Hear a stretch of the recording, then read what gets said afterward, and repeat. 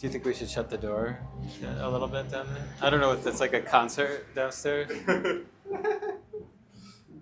Are we ready? Yes. Oh, okay, good. We're gonna sit in a circle when I present the tarot deck, but like just quickly, like, thank you very much to Zaratan for this amazing opportunity to be here in Lisbon, in Portugal, in residence, to make this work here. I applied originally to, a lot of my work is like studying the queer underground pre-1970 and how queer people survived, and specifically in the United States.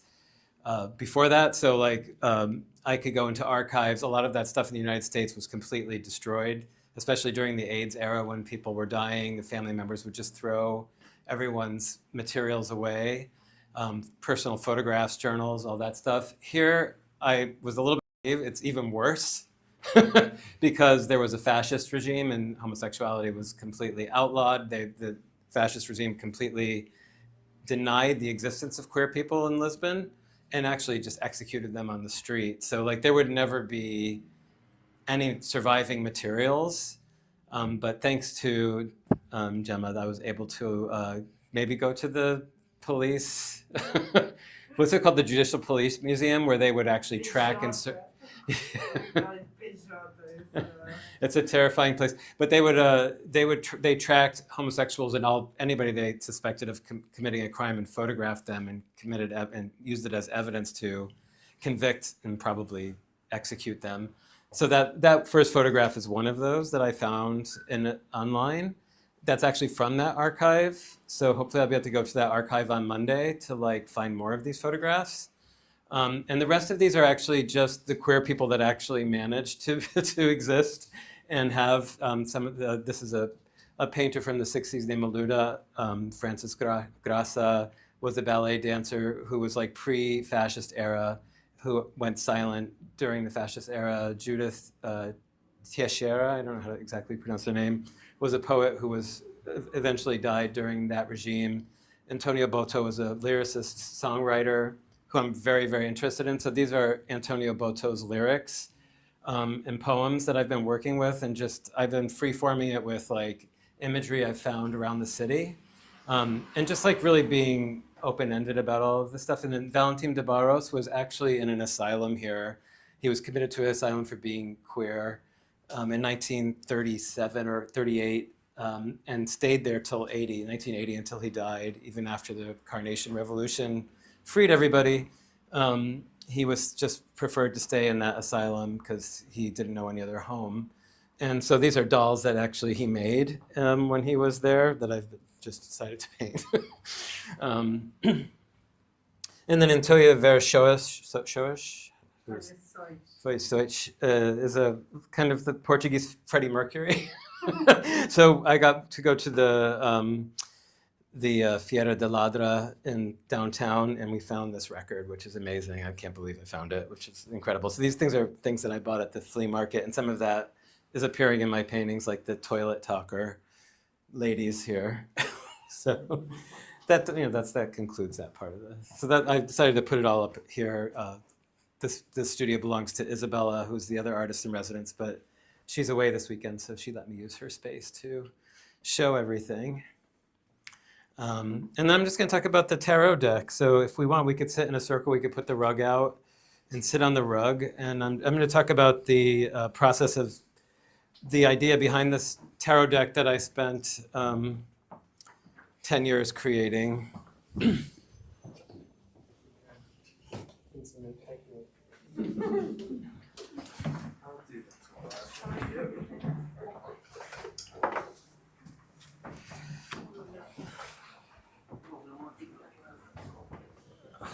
I'll move this out of the way.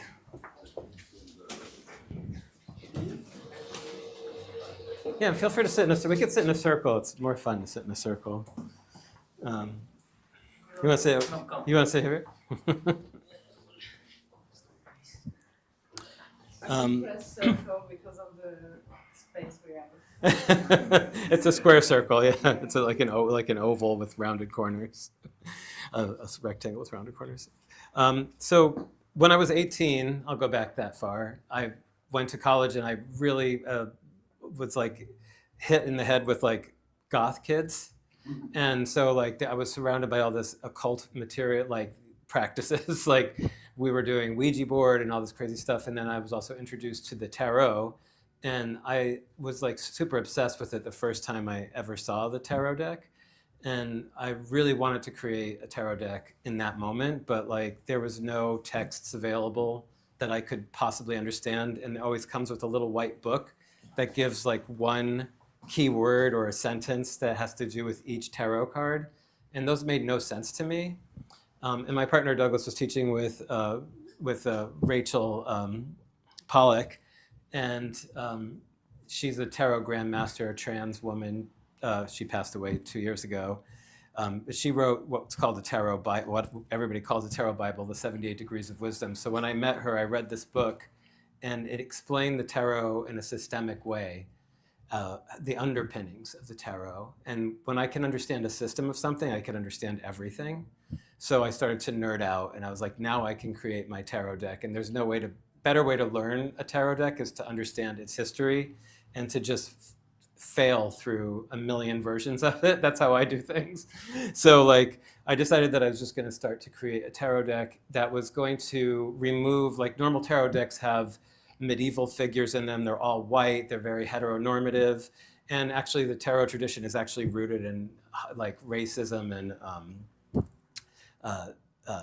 Aryanism and all that kind of stuff. So like what I wanted to do was really just drain all of that out, go back to the esoteric underpinnings that has astrology and the tree of life and the Hermetic Qabalah, and then redesign the deck from the ground up using that same framework that was used in the early 1900s, but just to add like this outsider energy to it. So I actually started with the minor arcana. The tarot deck has two arcana. The major arcana, which are these, and then the minor arcana. And the minor arcana, if you read any tarot book, actually always has nothing. In any old tarot guide, it's like the major arcana, there's like 3 pages for each of the major arcana, and then maybe a paragraph or a sentence for every minor arcana card. And I wanted to start with the minor arcana because those are how people live. And that's where I assigned my outsiders. So actually, I picked up the majors first, but I'm going to bring the minors out. I'm just going to pass these around, actually. So I decided to change the suits in the tarot. It's usually fire, water, air, and earth, wands, cups, swords, and usually coins or pentacles. So I just decided fire, water, air, and earth. Fire was going to be light bulbs. I'll just pass those around. Because light bulbs were always a thing that I added in my artwork always, as like from, I don't know, high school on. So I just went and turned to the symbols that always presented themselves, that showed themselves to me, and bent them back into these tarot suits. So the ace is the purest expression of each suit in the minor arcana. So the suit of lights is the ace of lights. There is the pure expression of fire, which is inspiration. So when you're creating an art project, you get inspiration. That's what the suit of fire is, like having that inspiration. And then the suit of water is bottles, and that means nurturing. When you nurture the idea and like incubate it, gestate it in yourself, and like start to bring it to fruition. So I decided those were bottles. I always had collections of bottles. The suit of air was the hardest for me to come up with, but I had to do eyes. Eyes are the window to the soul, and soul is air, and air is anima. So I decided to use eyes here. This is action. So when you have fire, you have inspiration, you think about the project through water, you incubate it, and then with air, you forge it, you create it. So if you're making a sculpture, you're pounding it out, you're painting it out, you're doing whatever it is. So that's what air, the suit of air is in eyes. And then roses is a suit of earth, and that's where we give the work to the world and put it out into the world, and it represents just letting it go and having stability and confidence in what we've created. So I decided roses are huge in my family. I grew up Roman Catholic. You probably did too, right? So like Saint Teresa was a huge, huge icon in our house. And so everything was always like, show me the roses. There was roses always in our house. So I always look for roses. Roses are the big thing for me. So it had to be a rose, the suit of roses as earth. Also to take this suit particularly away from the idea of money and more towards the idea of nature and magic. So that's the suit of roses.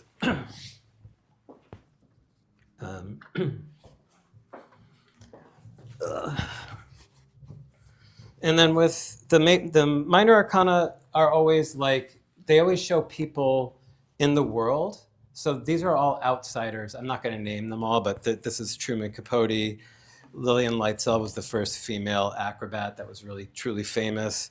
These are the migrant cards in the 4. This is Jackie Shane, a trans R&B singer from the 60s who passed away recently, but had a lot of recognition. James Baldwin, I am naming everyone, sorry. Frida Kahlo, Kenneth Anger. So these are showing from 2 to 10. And in the way that tarot works, 2, like the ace is the most magical, the top of the suit is the most magical.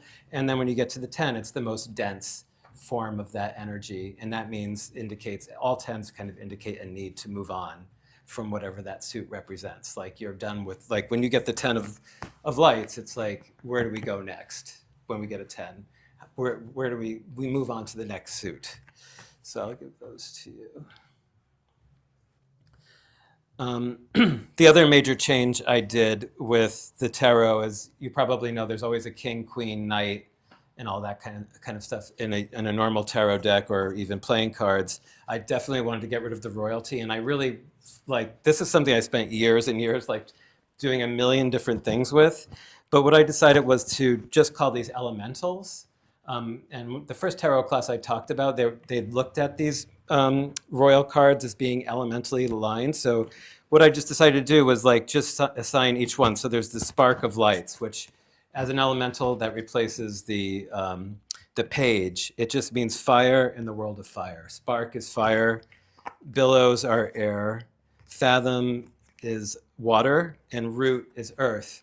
So this is all the fire suit, the light suit. So you have the spark of lights, the billow of lights, which is air in the realm of fire, the fathom of lights, which is water in the realm of fire, and the root of lights, which is earth in the realm of fire. So as a tarot reader with this particular deck, you could just bring your associations of what it means for fire and water to come together elementally, and what it means from you, and to take that off of the image.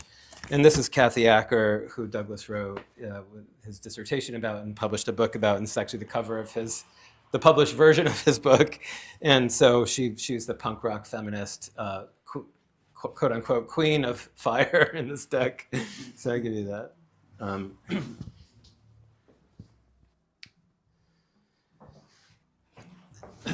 And then this is the suit of water. I'll just pass these around. So this particular suit, like there's the 2 of bottles. There's 2 versions of this, which is like a masculine and feminine version of this 2 of bottles. And so this last year, I've been tracking my tarot readings every single day in a spreadsheet that I created. So to see which ones are, in 2024 was the most appeared cards in every single position. I do a daily reading every day. And this is, well, not this one, but this one showed up like 10 times more than any other card last year. So this is definitely my card of the year. This is Rachel Pollack, who I was talking about. She appears with Eden Gray, who was the person that made the tarot very famous and brought it to the mainstream in the 1960s. This is Carlson Waite, who I've written a screenplay about, a very unknown pornographic nutritionist. Nina Simone. This is Miss Destiny drag card. So I'll pass these around too. And this is a glassblower I'm friends with named Michiko Sakano. And then there's also 2 versions of the billow of bottles here. One is Britney Spears, but you know, before the free Britney movement. Yeah. She's free now, so she won't be in the next edition. I made 750 of these decks, and they're all sold out. So like they went out. So I'll just, again, this is the suit of eyes. And the suit of eyes is air again.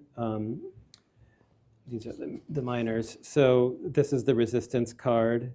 And the big major change with air that you would see in other tarot decks is very traditionally about communication or, like I said, action. But in this deck, I also added the idea of the internet because the internet is very related to the idea of air and Aquarius and all the air signs. And this is, just to call out Lisbon before I even knew, this is like Fernando Pessoa's card. So he's actually in the deck. So it's been really amazing to see him here. And he was the only person that translated Antonio Baltu. Baltu, is that how you say his name? Yeah. The only person that translated Antonio's songs into English back in the 30s, because Antonio's a very unknown person. He will definitely, if I do another version, Antonio's going to be part of the deck for sure. And so is probably Valentin de Barros. And then this card is the most terrified. People hate this card the most in the outside in any tarot deck. The 10 of Swords is the one that everyone probably has seen an image of somebody laying face down with the swords in their back.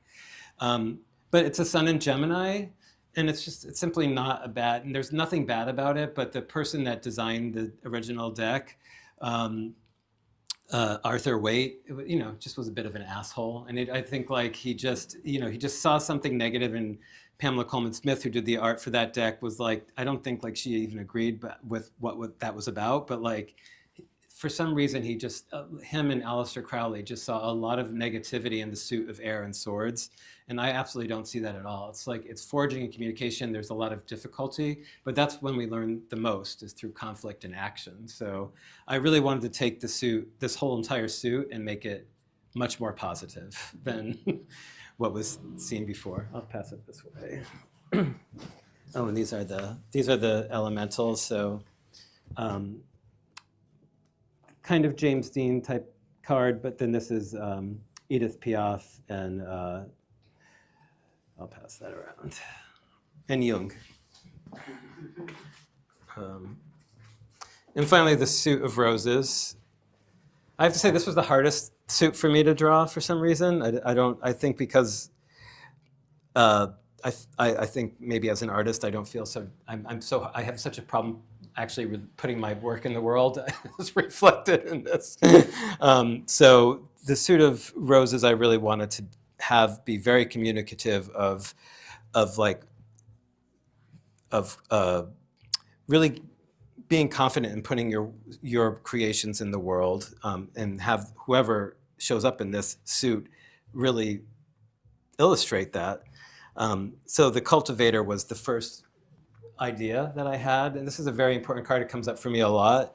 And we have a house upstate, and I just remember when we planted roses, and this idea of what roses are, like when people have a perfect rose, they graft it instead of take the seeds to make sure that they get the same exact rose over and over again. But this idea is like when you take the seeds and you know what to do, you trust the new thing that pops up out of it. So this is like a really important card to like not replicate your success, but to like keep furthering it and changing it as you go along. And then we have Lee Bowery, The Chosen Family, Essential Workers, Samuel Seward, Saint Teresa, and the elementals, and that is my grandmother in the suit. So I'll pass that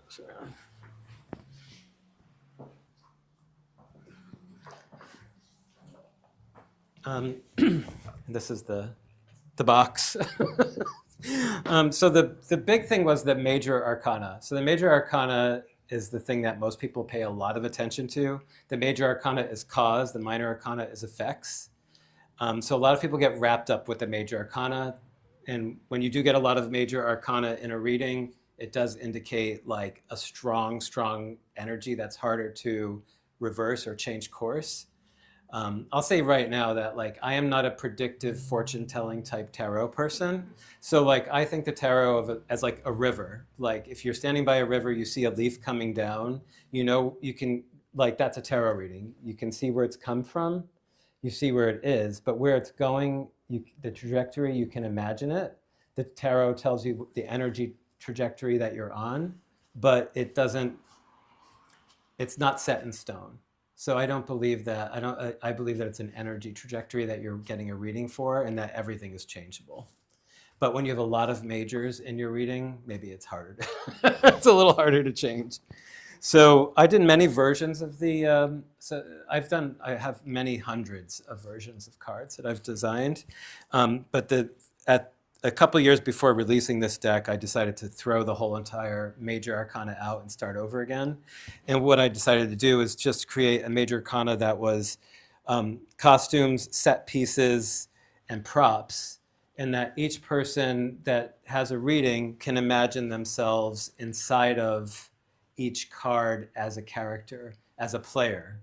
And that's, I think, to me, that's the major shift. I really wanted to destroy the idea of hierarchies, privilege, question the idea of gender, have the deck be inclusive, but nothing can be inclusive in a major arcana if you see a figure that doesn't represent you, or the reader, the querent, as a reader if you're doing a reading. So I really wanted to change this and also change some of the cards so that everyone can imagine themselves as the figure in the major arcana. So that was the major breakthrough for me in creating this deck, because like the only outsider that matters when you're doing a reading is the person is you, or the person you're doing the reading for.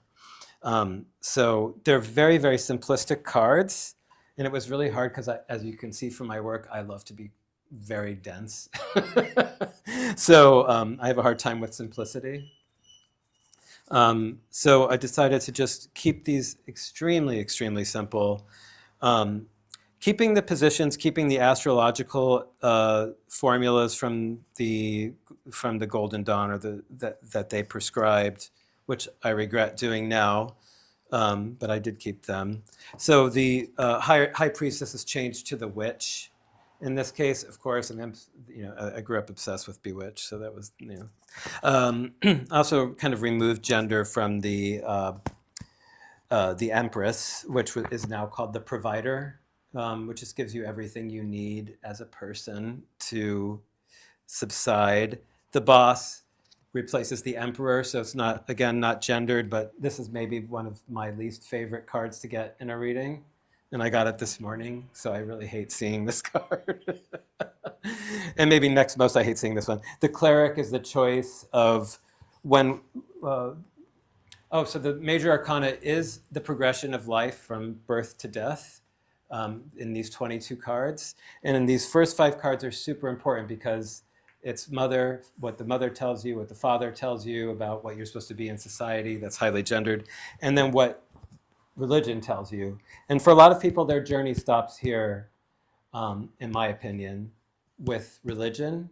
You choose one religion and you follow its rules and you don't progress any further.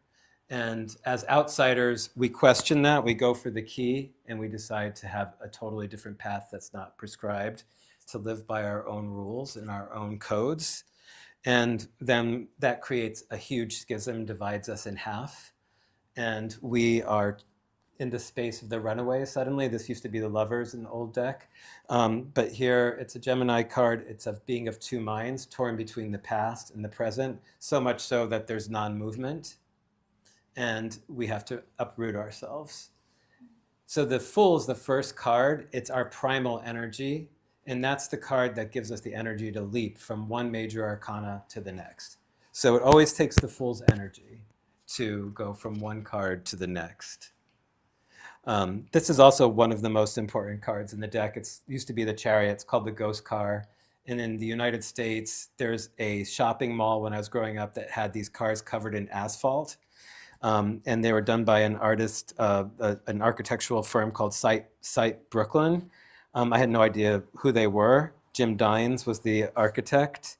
But this fascinated the fuck out of me, to see these old cars covered and shrouded. They just blew my fucking mind. And so I had to put it here. And this is about just movement forward without actual movement, spiritual movement, movement within the self without having to change space. And it's one of the most important cards because it represents like a huge shift and getting away from all that shit from the past, like really, really committing to forward movement in the future. This is the tsunami card. I came here, it's like talking about how terrified I am of tsunamis, because I always have these tsunami nightmares that I'm dying in a tsunami. And so strength is the card of like conquering those nightmares, or conquering your worst fears through lucid dreaming. The Hermit is just sequestering yourself to gain new skills. And then the Wheel of Fortune shows a perpetual motion machine, which doesn't really, there's no such thing, except for in thermodynamics a little bit maybe, but not really. Adjustment shows Amanita muscaria mushroom and the power of nature and chaos, learning that type of power. And it's also in the Hebrew letters, each major arcana has a Hebrew letter associated with. This one's called oxprod, which would be like, in the Fool's the ox. So that means just getting a kick in the ass. So that's why there's those things. The Hanged, inverting your perspective. Death is the death of the ego. Temperance is a major card, the distilling of the higher self after the death of the ego. And then we get to the really hard cards. The illusions of everything within the devil is confronting all the lies we tell ourselves. Confronting our objects and the meaninglessness sometimes of materialism. The Tower is another card that most people are terrified of. But this is this is like breaking down communication systems that divide. So it's actually a very positive card. The Star is about regeneration. And the Moon is about facing our greatest fears, the manifestations from our subconscious. And then the Sun is one of the more interesting cards and probably the most boring drawing that I don't like this drawing. But it's basically this idea that we have, as children, an ability to see the world just as it is, and we can actually draw perspective. And then the more and more we learn and get environmentally coded, we kind of have to, we unlearn all of that, and then we have to relearn all of that. So the Sun is a return to that childlike simplicity, the way to see the world exactly as it is without any of the coding, or what's the word I'm looking for? Environmental, I can't, my brain is dead right now. And then assessment is the end, what we leave behind in the world. Saturn is the stage. A lot of people hate the planet Saturn in astrology, but that represents and maintains the stage that we all perform on and that we understand together. That's actually being dismantled now through politics, like our reality is constantly dismantled. That is a destruction of that type of thing. Saturn actually maintains the borders that make us feel safe sometimes. So when those things get destroyed, we're left with a reality, or what's beyond reality that feels very unsafe sometimes. So assessment is the space beyond that and what we've left in this world. So every time this card comes up for me, I think about legacy as the number one idea. And finally, the simplest card is the World. That's the last card. Sometimes this is the true death card, or sometimes it's just the end of a project, or finding like the perfection of the circle.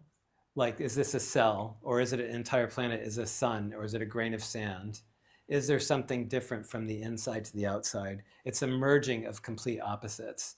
And in the World, in the Rider-Waite tarot and all the other tarot decks, sometimes they show the both genders together, a figure that is of both genders. But in this sense, I just really wanted it to be a circle. Right from the beginning, I always wanted the world to just be a very plain circle. So this was a very easy card too. It's just it's a circle template.